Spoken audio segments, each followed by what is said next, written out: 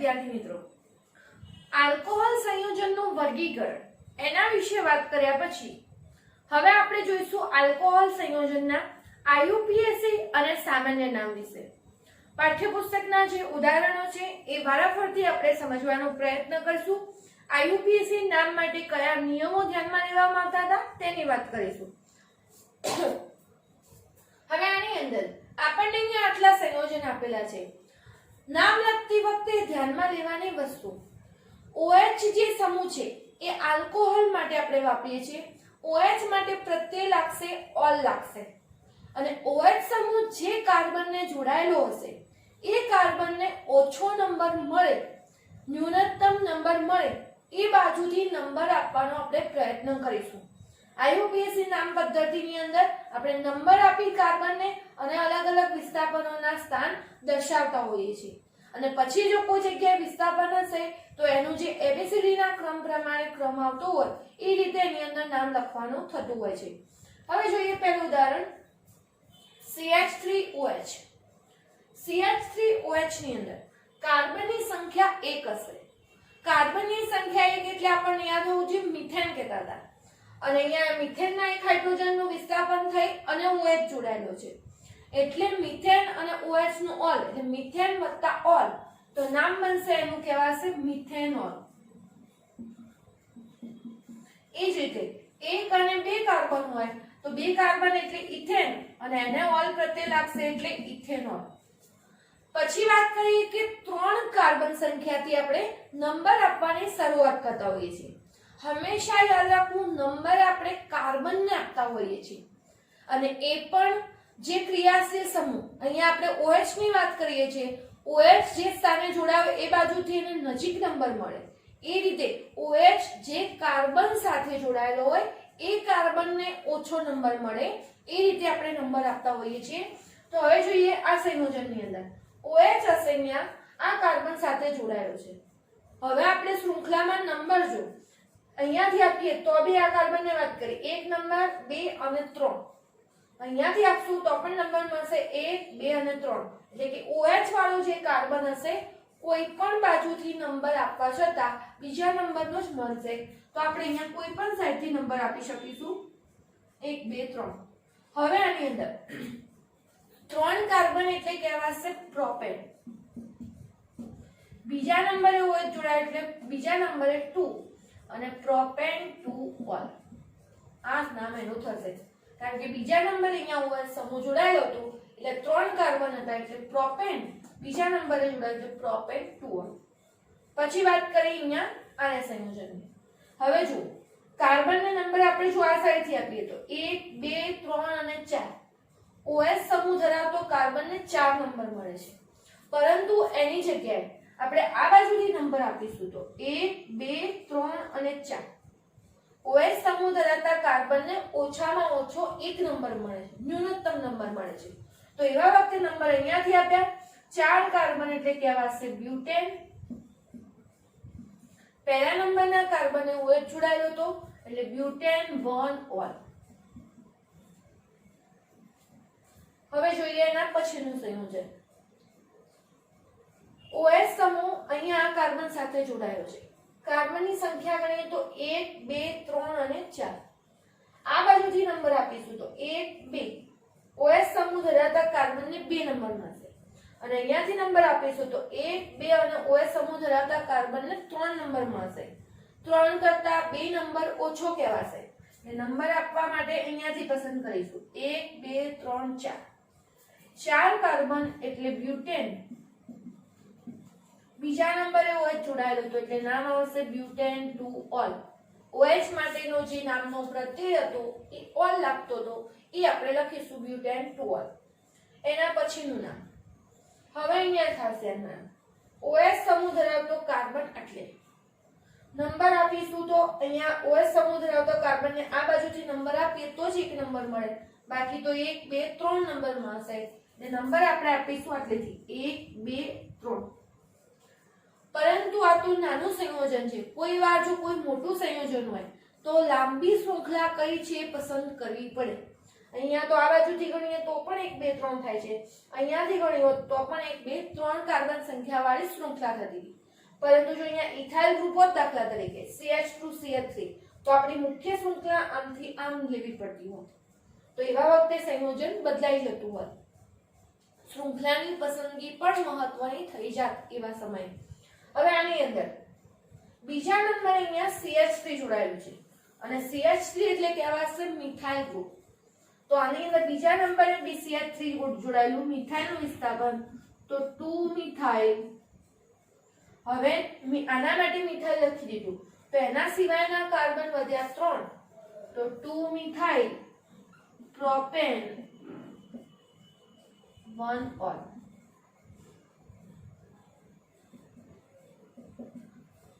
આ રીતે આનું આઈયુપીએસી નામ થશે. હવે જોઈએ એના પછીનું સંયોજન. એના પછીનું સંયોજન ખાસ સમજવા જેવું. પહેલી વાત આવશે મુખ્ય શૃંખલાની પસંદગી. મુખ્ય શૃંખલા એટલે જે લાંબી શૃંખલા હોય, કાર્બનની સંખ્યાની દ્રષ્ટિએ, કાર્બનની સંખ્યાની દ્રષ્ટિએ જે લાંબી શૃંખલા હોય એ આપણી મુખ્ય શૃંખલા કહેવાશે. હવે આની અંદર જુઓ તો 1, 2 અને 3 કાર્બન સંખ્યા ધરાવતી. આમ આવશો તો ફક્ત 1 અને 2 જ સંખ્યા આવશે. આમથી આમ જશો 1, 2 અને 3 તો આ 1, 2, 3, આમ પણ આવો તો 1, 2, 3 એટલે 3 કાર્બન સંખ્યા વાળી શૃંખલા જ મુખ્ય થશે. તો આપણે દાખલા તરીકે આ રીતે લઈએ 1, 2 અને 3, કેમ કે બંને બાજુથી એક જ જેવું નામ થતું હતું એટલા માટે. તો આવા વખતે બીજા નંબરના આ આપણી બની ગઈ મુખ્ય શૃંખલા. બીજા નંબરના કાર્બને મિથાઇલ પણ જોડાયેલું છે, બીજા નંબરના કાર્બને OH પણ જોડાયેલું છે. તો આવા વખતે નામ બનશે 2 મિથાઇલ 3 કાર્બન એટલે પ્રોપેન ને બીજા નંબરે જોડાયેલું હોવાથી પ્રોપેન 2 ઓલ. એટલે હાલ આપણે અહીંયા જે વાત કરતા હતા એ પ્રકારનું ઉદાહરણ અહીંયા જોવા મળ્યું. હવે એનાથી થોડું ડિફરન્ટ. હાઇડ્રોક્સિલ સમૂહની સંખ્યા 2 હોય, 2 માટે શબ્દ વપરાતો તો ડાય અને 2 માટે ડાય શબ્દ વપરાય છે અને અહીંયા કયા નંબરના સ્થાને જોડાયેલા છે એ લખીએ તો પહેલા નંબર અને બીજા નંબર કાર્બન નંબર આપીએ તો 2 નંબર એટલે ઇથેન. કાર્બનની સંખ્યાની દ્રષ્ટિએ પહેલા ઉપર OH અને 2 બીજા ઉપર OH તો 1, 2, 2 એટલે ડાય અને ઓલ આલ્કોહોલનો પ્રત્યય. તો ભેગા કરીશું તો નામ બનશે ઇથેન 1,2 ડાયોલ. એ જ રીતે અહીંયા કાર્બનની સંખ્યા 3, 1, 2, 3, 3 કાર્બન ઉપર OH જોડાઈ ગયા છે. તો 3 કાર્બન ઉપર OH જોડાઈ ગયા છે તો હવે 3 કાર્બન એટલે પ્રોપેન કયા સ્થાને જોડાયેલા તો 1, 2, 3, 3 એટલે ટ્રાય અને ટ્રાયોલ, ટ્રાય વત્તા ઓલ એટલે ટ્રાયોલ. 3 જોડાયેલા હતા OH એટલા માટે. તો આવી રીતે OH ની સંખ્યા જ્યારે વધારે હશે ત્યારે એની સંખ્યાને ધ્યાનમાં રાખીને 2 હોય તો ડાય, 3 હોય તો ટ્રાય, એ રીતે એની અંદર નામ આપવામાં આવશે. તો પ્રોપેન 1, 2, 3 ટ્રાયોલ. હવે વાત કરીશું નીચેના બે ઉદાહરણ ચક્રીય આલ્કોહોલના ઉદાહરણ. ચક્રીય આલ્કોહોલની અંદર જેવી રીતે આપણે અહીંયા દાખલા તરીકે OH ના હોય તો આપણે એને સાયક્લોહેક્સેન કહેતા હતા. અહીંયા દાખલા તરીકે OH અને મિથાઇલ ગ્રુપ ના જોડાયા હોય તો 1, 2, 3, 4 અને 5 ખૂણા કાર્બન ના હતા, સાયક્લોપેન્ટેન કહેતા હતા. તો આવા જે ચક્રીય સંયોજનો હતા, ચક્રીય સંયોજનો ઉપર જ્યારે OH જોડાશે ત્યારે એની અંદર કહીશું ત્યારે એના નામ કેવી રીતે આપવા તો ત્યારે આગળ નામની અંદર સાયક્લો પૂર્વક લાગશે. તો અહીંયા જોઈએ તો સાયક્લોહેક્સેન હતું, સાયક્લોહેક્સેન અહીંયા OH જોડાયેલું તો હેક્સેન વત્તા ઓલ એટલે હેક્સેનોલ, સાયક્લોહેક્સેનોલ એ રીતે એનું નામ લખાશે. એ જ રીતે અહીંયા સાયક્લોપેન્ટેનોલ હશે, સાયક્લોપેન્ટેનોલ હતું પણ અહીંયા બીજા નંબરે વિસ્થાપન હતું તો OH વાળા કાર્બનનો વિસ્થાપનનો પહેલો નંબર, આનો બીજો નંબર. તો અહીંયા બીજા નંબરે મિથાઇલ ગ્રુપ તો લખાશે 2 મિથાઇલ અને પછી આખા માટે લખવાનું સાયક્લોપેન્ટેનોલ. આ રીતે એનું નામ કરવામાં આવ્યું. તો આ જોઈએ આપણે આઈયુપીએસી નામ. ચોપડાની અંદર તમારે સંયોજન લખવાના, આઈયુપીએસી નામ અને બાજુમાં સામાન્ય નામનું ખાનું હજી ખાલી રાખજો. આપણે હવે જોઈએ છીએ સામાન્ય નામ, પરંતુ તમારે આખી વસ્તુ સમજીને દરેકના નામ ચોપડાની અંદર લખવાના રહેશે.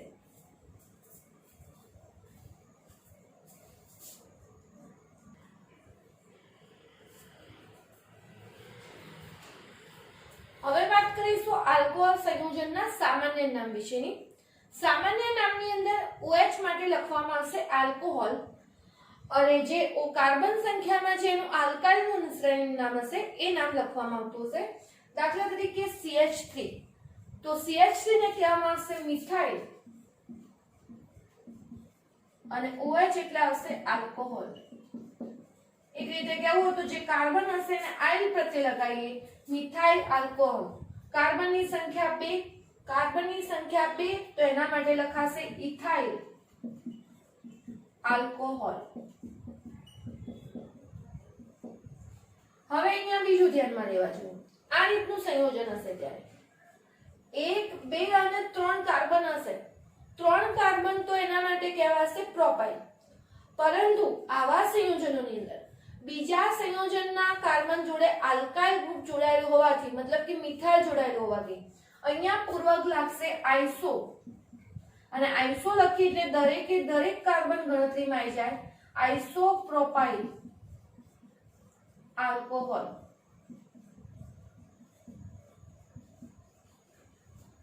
એટલે ખાસ અહીંયા આઇસો પૂર્વક લાગે છે એ ધ્યાનમાં રાખો ને. અહીંયા આઇસો સમૂહ જોડાયેલો છે બીજા નંબરના કાર્બને આલ્કાઇલ સમૂહ જોડાયેલો હોવાના કારણે.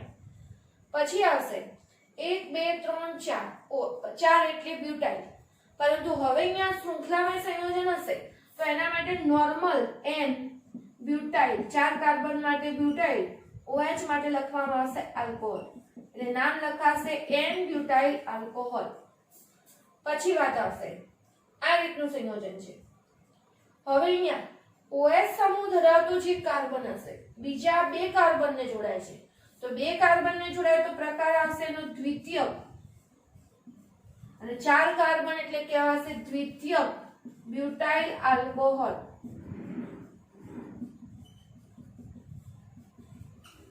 ફરીથી OH સમૂહ ધરાવતો કાર્બન બીજા 2 કાર્બન સાથે જોડાયેલ હોવાથી એને કહેવાશે દ્વિતીયક, અને 4 કાર્બન એટલે આવશે દ્વિતીયક બ્યુટાઇલ આલ્કોહોલ. પછીનું નામ 1 અને 2, ફરીથી અહીંયા ધ્યાનમાં રાખવા જેવું, બીજા નંબરના કાર્બન આ રીતે આલ્કાઇલ ગ્રુપ જોડાયેલું છે, અને આલ્કાઇલ ગ્રુપ જોડાયેલું હોવાથી અહીંયા લખાશે જે આપણે કહીએ છીએ આઇસો પૂર્વક લાગતો હતો એ બીજા નંબરના કાર્બન અહીંયા આ રીતે જોડાયેલું, તો આઇસો પૂર્વક લગાડવાનો આઇસો, અને આઇસો લખી ચારે 4 કાર્બન ગણતરીમાં આવે આઇસોબ્યુટાઇલ આલ્કોહોલ. પછીની વાત અહીંયા ખાસ ધ્યાનમાં રહેવા જેવું, OH સમૂહ ધરાવતો જે કાર્બન હતો આ કાર્બન બીજા 3 કાર્બનને જોડાતો હતો. 3 કાર્બનને જોડાશે એટલે આવશે તૃતીયક, અને તૃતીયક આપણે આગળ પ્રકાર જે પ્રાથમિક દ્વિતીયક તૃતીયક લેતા હતા એ પ્રમાણે તૃતીયક લખીએ એટલે પણ બધા કાર્બન ગણવાના 1, 2, 3, 4 તૃતીયક બ્યુટાઇલ આલ્કોહોલ.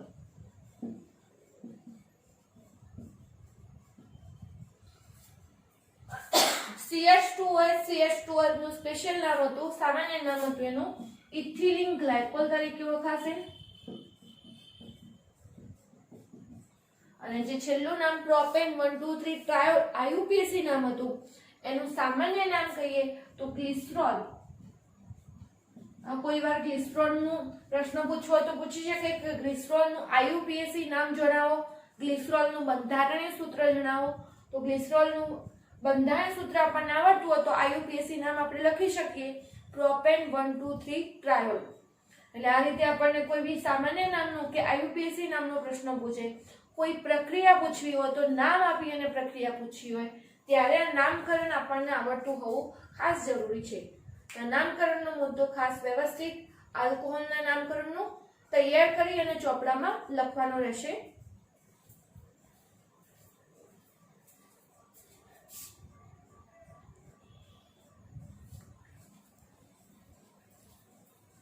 હવે વાત કરીશું ફિનોલના સંયોજનોના IUPAC અને સામાન્ય નામ વિશે.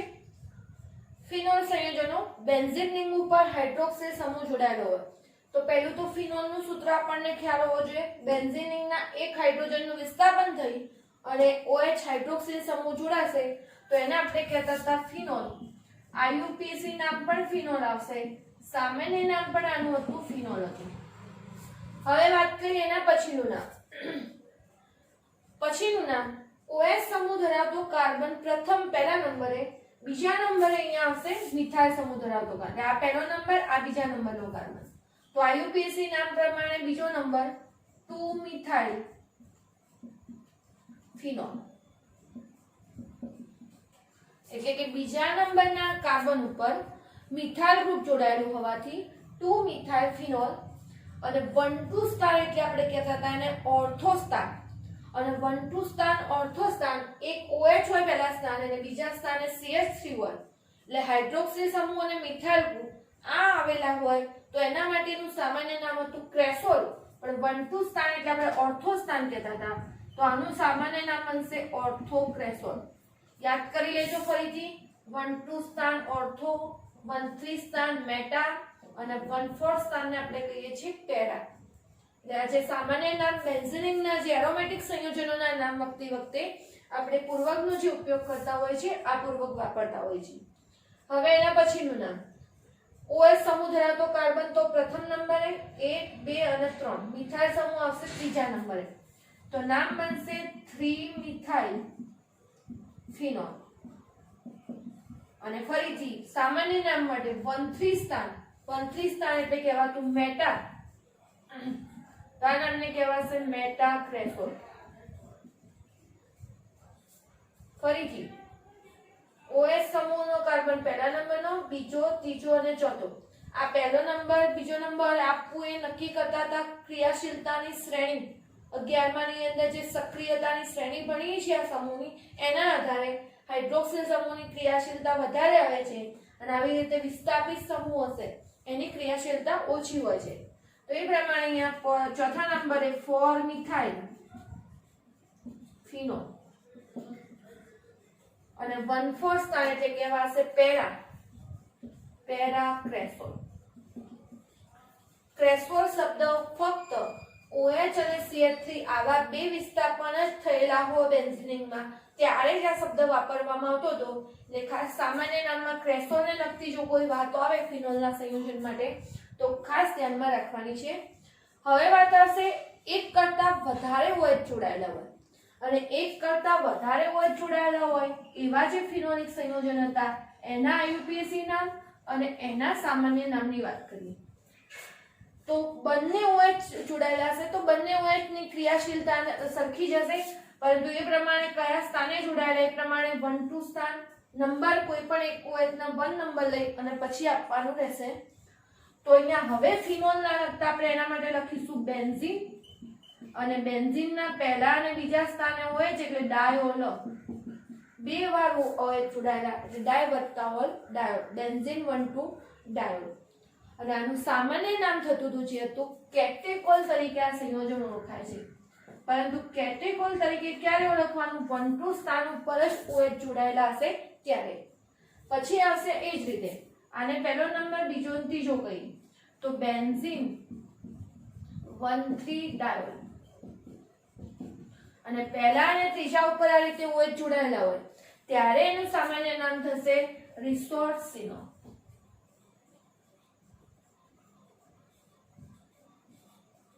ખાસ ધ્યાનમાં રાખવાનું રિસોર્સિનોલ. અને પહેલા અને ચોથા ઉપર આ રીતે જોડાયેલા હશે કેમ કે આ પહેલો નંબર, બીજો, ત્રીજો અને ચોથો. તો બેન્ઝીન 1,4 ડાયોલ અને આ વખતે એનું સામાન્ય નામ થતું હતું હાઇડ્રોક્વિનોન અથવા ક્વિનોન તરીકે પણ આને ઓળખવામાં આવે છે, ક્વિનોન. એટલે આ રીતે જ્યારે હાઇડ્રોક્વિનોન અને અહીંયા જ્યારે શબ્દ તમે વાપરશો ત્યારે આવશે ક્વિનોલ અથવા બીજું નામ આવશે તો ક્વિનોલ. સામાન્ય નામ ઉપરથી બંધારણીય સૂત્ર, સામાન્ય નામ ઉપરથી IUPAC નામ પૂછવું હોય તો આજે ખાસ જે અલગ પડતા કેટેકોલ, રિસોર્સિનોલ, હાઇડ્રોક્વિનોન, ક્વિનોલ આવા નામ તમને પરીક્ષાની અંદર વધારે પૂછી શકે. તો ખાસ આ ફિનોલના જે બંધારણીય સૂત્ર હતા એ પણ વ્યવસ્થિત રીતે તૈયાર કરવા.